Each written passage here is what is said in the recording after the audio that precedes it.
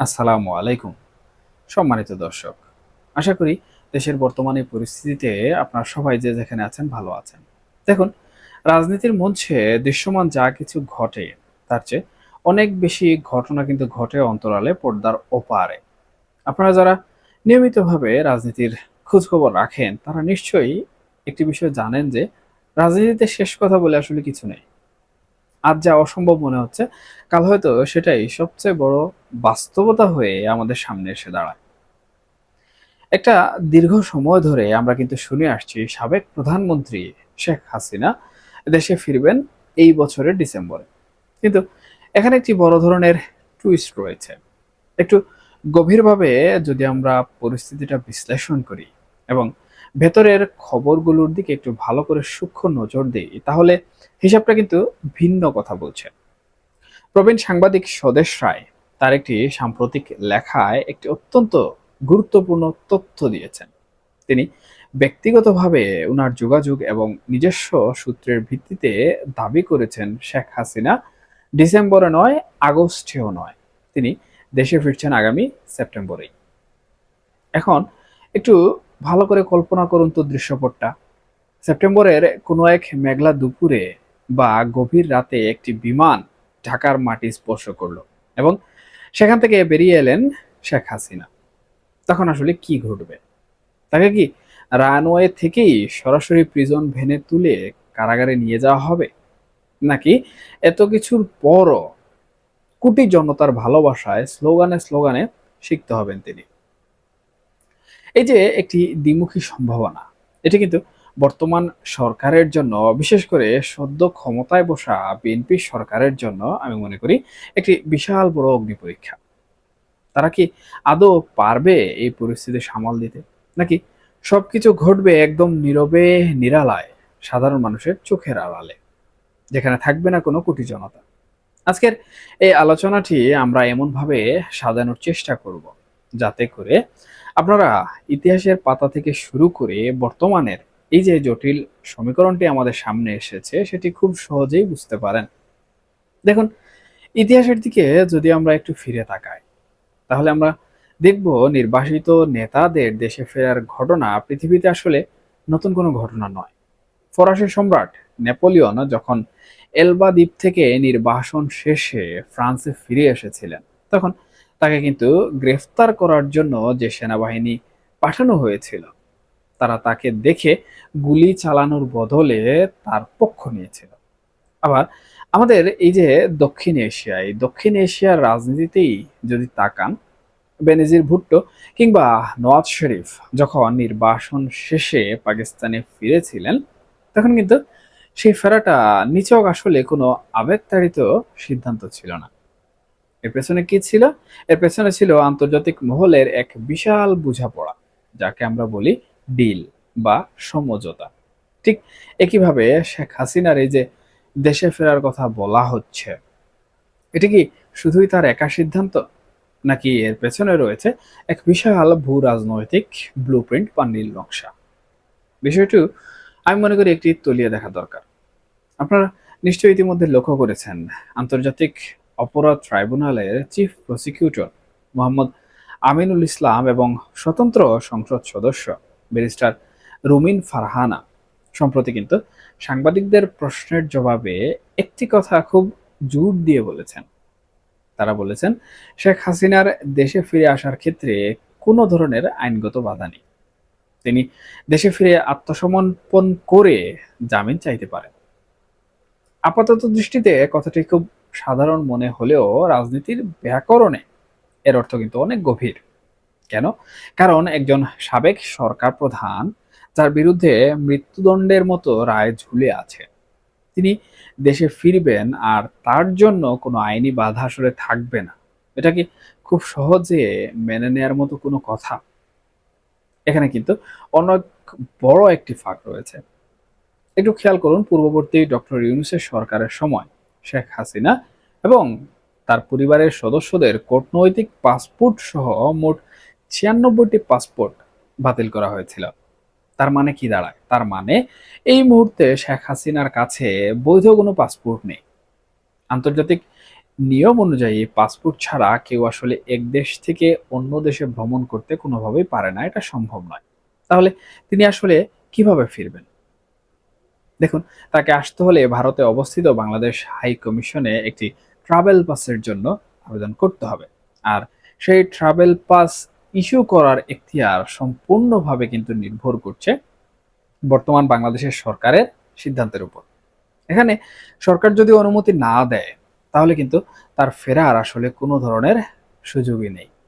অথচ ট্রাইব্যুনালের chief prosecutor কি বলছেন? তিনি বলছেন তার ফেরার ক্ষেত্রে কোনো ধরনের বাধা বিপত্তি নেই। এই দুই পরস্পর বিরোধী কথার মানে কি? এর মানে হচ্ছে ভেতরে ভেতরে আসলে এমন কিছু একটা রান্না হচ্ছে, যার ঘ্রাণ আমরা সাধারণ মানুষ এখনো কিন্তু পুরোপুরিভাবে পাচ্ছি না। দর্শক, এখন প্রশ্ন হচ্ছে, বর্তমান বিএনপি সরকার কি সত্যি চায় শেখ হাসিনা দেশে ফিরে আসুন?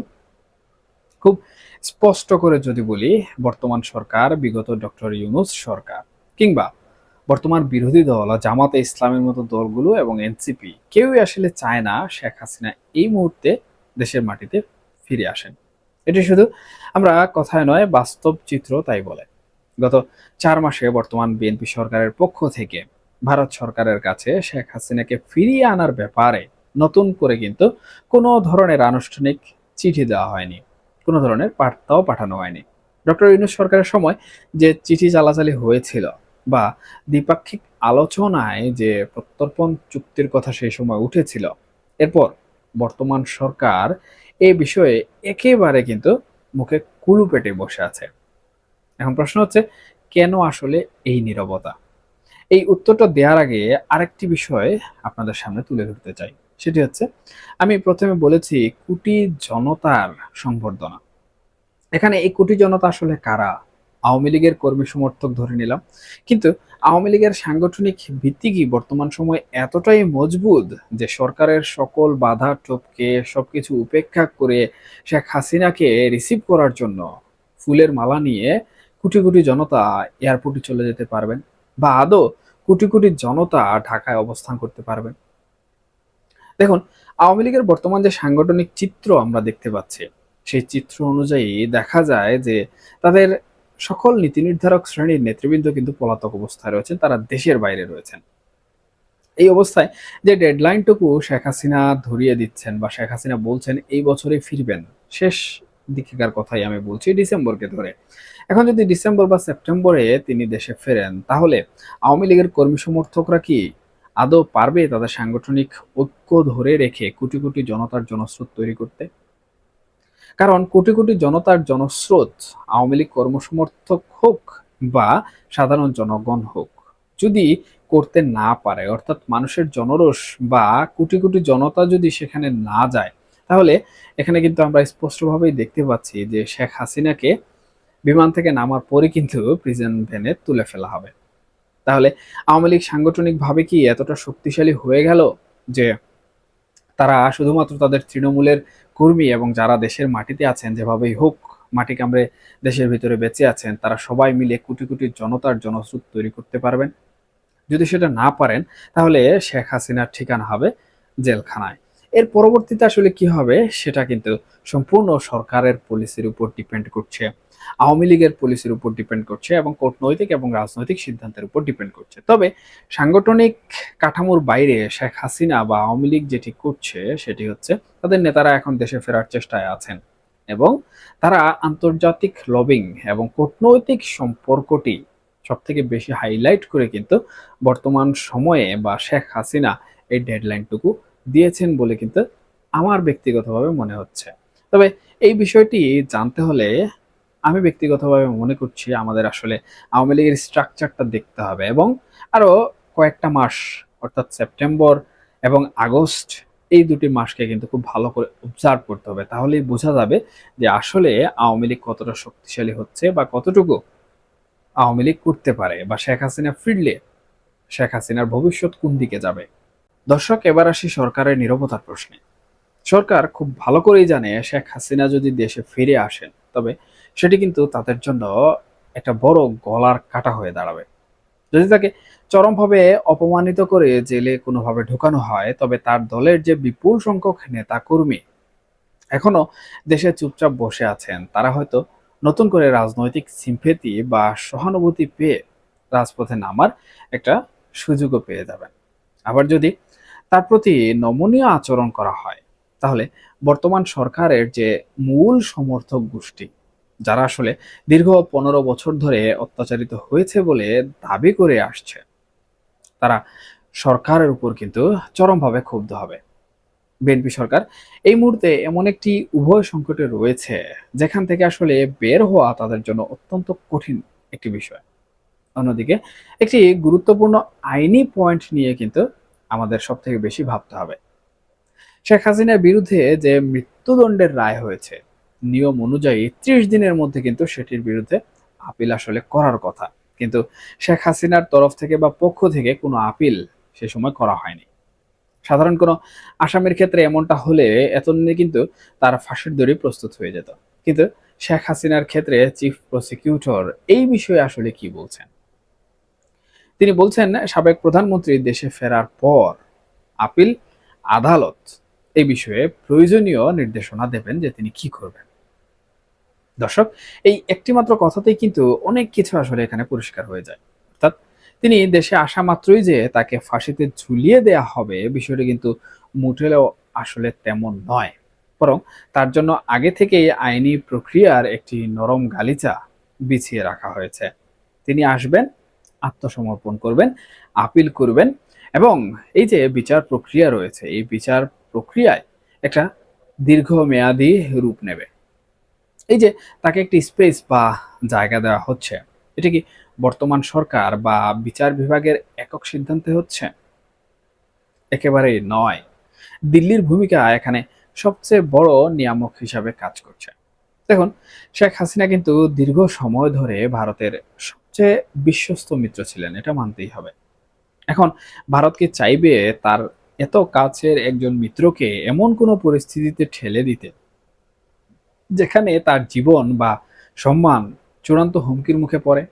ভারত কখনোই আসলে তা হতে দেবে না। তাই শেখ হাসিনা যদি সেপ্টেম্বরে সত্যি দেশে ফেরেন, তবে আসলে বুঝে নিতে হবে যে এর পেছনে ভারত, বাংলাদেশ, বর্তমান সরকার এবং পশ্চিমা বিশ্ব সহ আন্তর্জাতিক মহলের একটি সুদৃঢ় সমঝোতা কাজ করছে।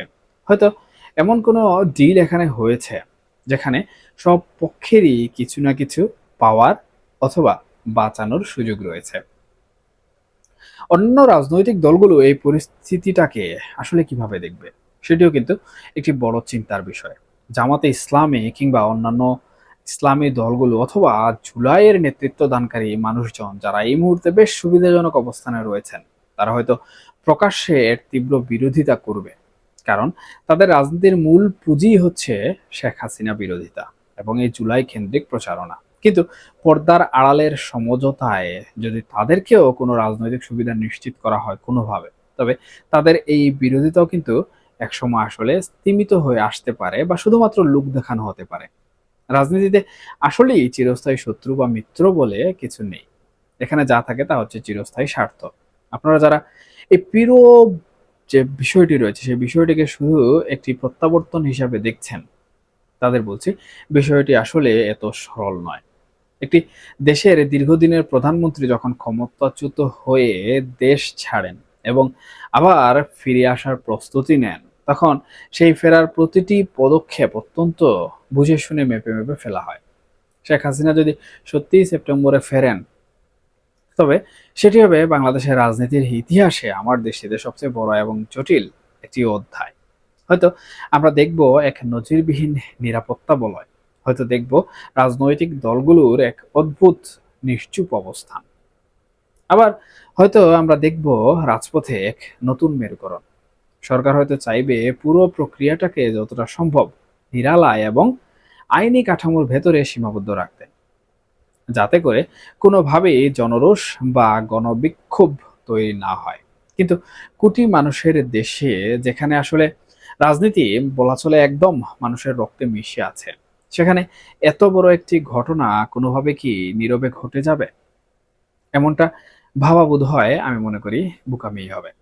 শেষ পর্যন্ত কি হবে তা হয়তো সময়ই বলে দেবে। তবে একজন রাজনৈতিক পর্যবেক্ষক কিংবা বিশ্লেষক হিসাবে এতটুকু আমি বলতে পারি, সেপ্টেম্বরের ওই সময়টা বাংলাদেশের জন্য হতে যাচ্ছে এক শ্বাসরুদ্ধকর অধ্যায়, যার প্রতিটি ক্ষণ নির্ধারণ করবে এই জাতির আগামী কয়েক দশকের রাজনৈতিক ভবিষ্যৎ। আমাদের আসলে শুধু চোখ কান খোলা রেখে এই ঐতিহাসিক রাজনৈতিক নাটকের পরবর্তী অঙ্কের দিকে নজর রাখতে হবে এবং অপেক্ষা করতে হবে অঙ্কের ফলাফল আসলে কি হয়। এখনকার মতো এ পর্যন্তই। সবাই ভালো থাকবেন, সুস্থ থাকবেন, অবশ্যই অবশ্যই নিরাপদে থাকবেন। আর হ্যাঁ, এই আলোচনা সম্পর্কে আপনাদের যদি কোনো মন্তব্য থেকে থাকে, সেটা হোক পক্ষে, হোক বিপক্ষে, হোক ভালো, হোক খারাপ, আপনারা অবশ্যই কমেন্ট সেকশনে কমেন্ট করতে ভুলবেন না। কারণ আপনাদের মন্তব্য আমার জন্য অত্যন্ত গুরুত্বপূর্ণ। আমি সেখান থেকে শিক্ষা অর্জন করি। ধন্যবাদ সবাইকে। আল্লাহ হাফেজ।